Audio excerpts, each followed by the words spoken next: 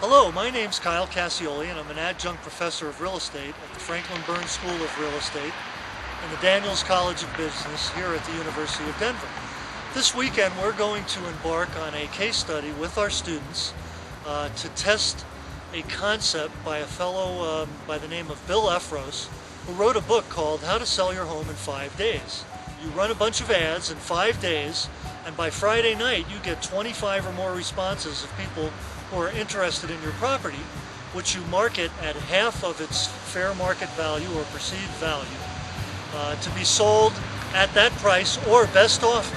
You will have at least 3 real buyers who will ultimately bid up the price of the property in a round-robin bidding contest to fair market value at that point in time. This is kind of the beginning of the process, and over the next 2 days we will document with the help of our students. Let's see how it goes. So here we are at Kevin Bradley's condominium complex, located at 675 South University Boulevard. This is a great location. In addition to being near the University of Denver, it's very commutable to the downtown central business district. It's very difficult to find a property in this price point. Kevin's property is in the neighborhood of $140,000 to $155,000 for a 2-bedroom, 1-bath condominium. Most of the properties in this area are significantly higher priced, both in the townhome, condo, and single-family home environment. We're happy to say that Kevin had a successful advertising campaign last week in support of his 5-day sale, and he got the necessary 25 contacts needed in order to conduct the inspection over the next 2 days. And what we're hoping is to get a lot of people, a lot of traffic, and a lot of bidders who leave a bid and then identify themselves as bidders wanting to participate in the round-robin bidding process that we will conduct on Sunday night. So stick with us. We'll be checking in as we continue to video document this case study on Kevin Bradley's 5-day sale. About 2.5 years ago, as I was preparing to sell a condominium in Atlanta, Georgia, before moving to Denver, a friend of mine gave me the previous edition of that book. I have no idea where she found it, but she just said, "You might want to try this." Well, I didn't, because it looked a little bit too outside the box even for me, and at the time I was in a time crunch and didn't want to just deal with the learning curve. So in hindsight, I wish I had, because it took me a lot longer to sell that property. So it'll be curious for me to see how successful this process is. The things that are recommended in the book are to prepare an ad for the local print ad. In Denver, we're fortunate you can run one ad and it goes in 3 local newspapers. I was running ads in the Craigslist and some other free online sites. I got rid of a lot of stuff. It's amazing how much junk you can accumulate in just 2 years to make it show well, as they say. There's a quick description. It's kind of a sales blurb saying, these are some basic things about my unit. Below that I have a detailed description. A lot of this information is what you might find if you look up the records in the public records online or tax assessors. My particular building has a swimming pool and game room, and so I have a separate piece of paper with pictures of all the different rooms so that people could decide if they want to go see that or not. That way, if I had to do this by myself, I could handle it.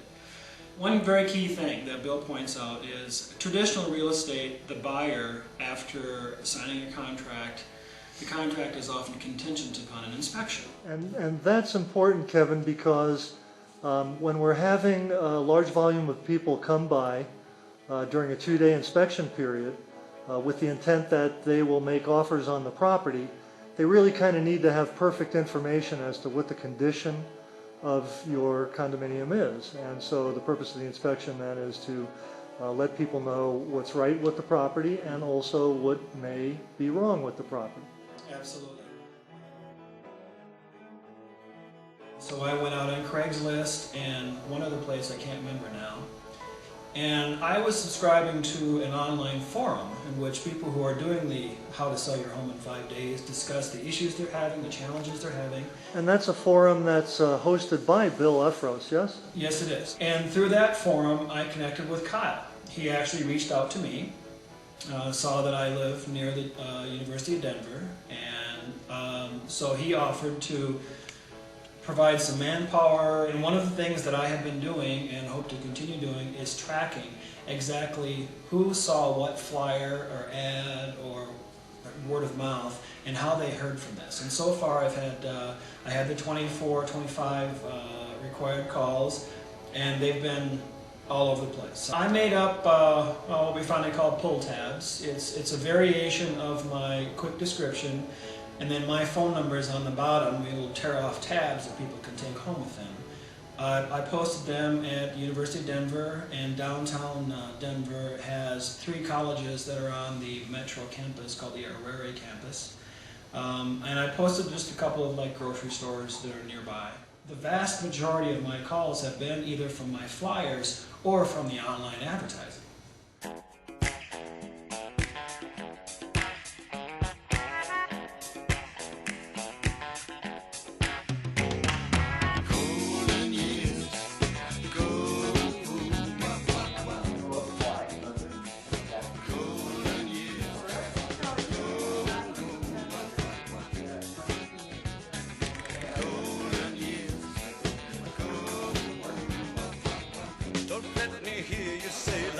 Taking you nowhere.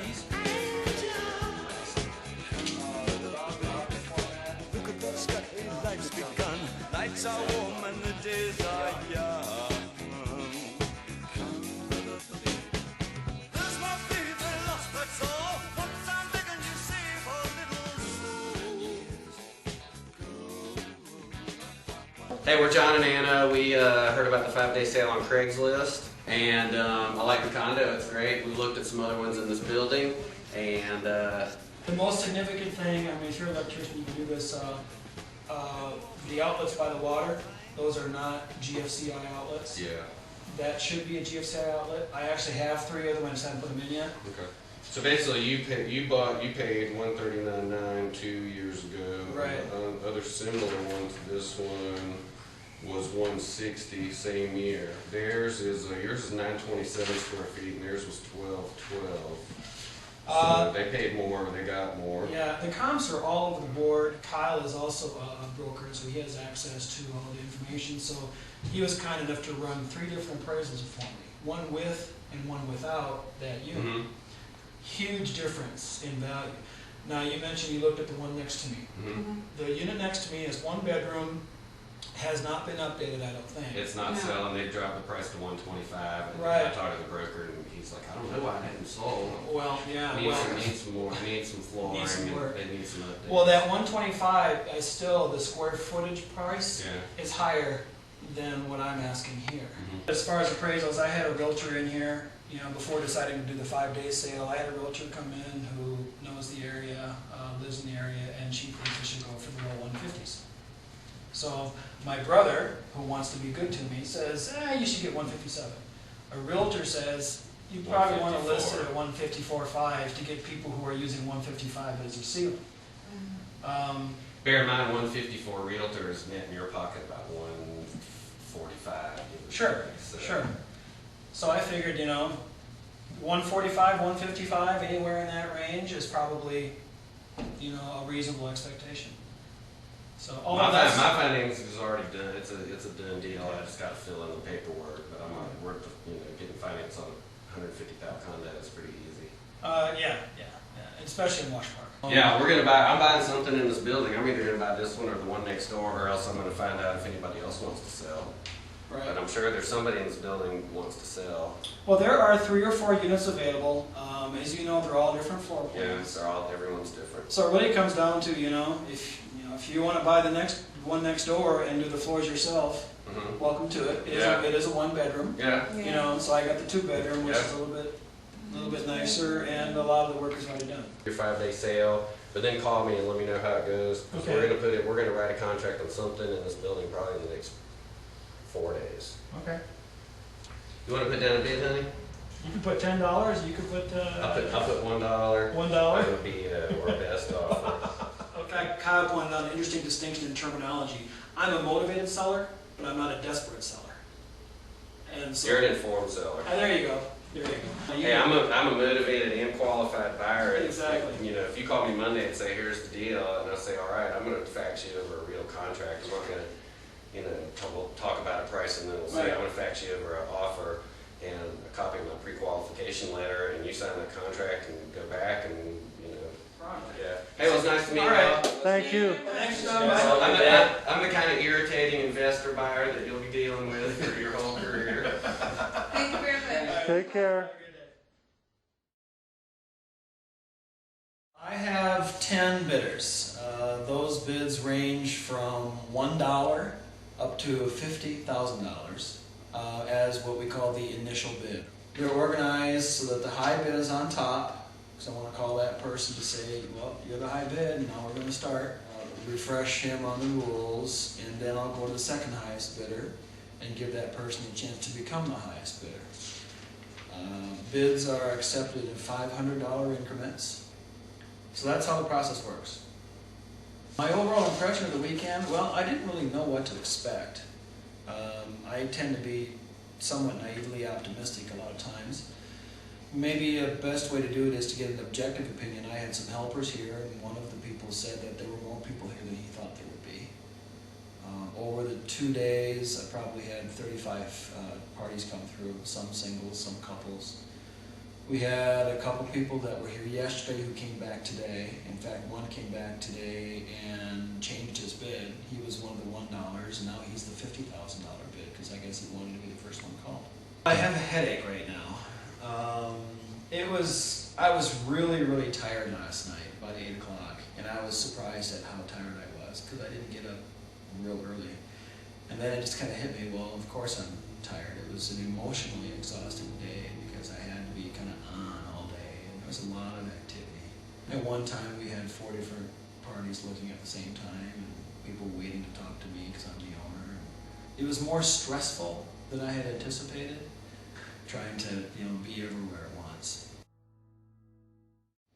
Hello Mike, this is Kevin Bradley with the 2-bedroom condo that you bid on today, and I'm starting my round robin bidding, starting with you, so I need you to call me back as soon as you can so I can continue. Hello, is this Bill? Hey, this is Kevin Bradley down in unit 305. At this point, the highest bid is $50,000. You're going to go up to $51,000? Okay, well, the next one up would be $51,500. All right, thank you. Hello, is this Jamal? If you are still interested, I need a bid from you of $52,000. And then there were 9.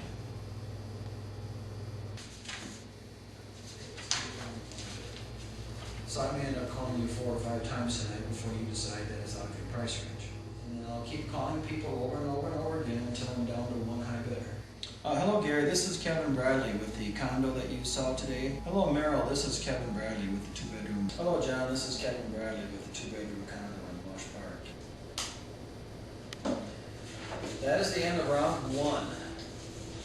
The high bid right now is $52,000, which is nowhere near what I'm going to have in order to make this work. Is this Dina? Hi, this is Kevin Bradley. How are you? Okay, all right. At the very least, it'll get rid of some of the tire kickers. Thanks, Rick. Bye.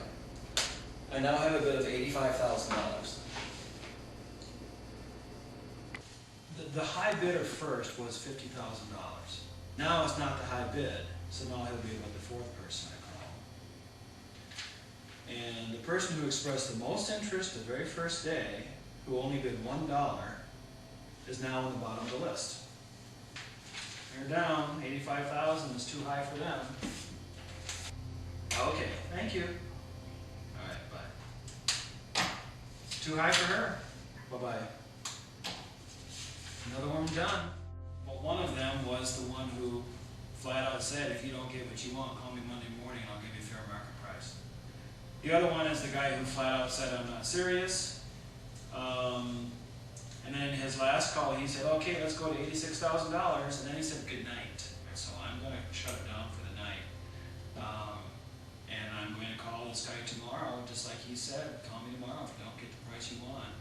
And I will continue trying to call the other guy. I'm gonna keep the property as a rental.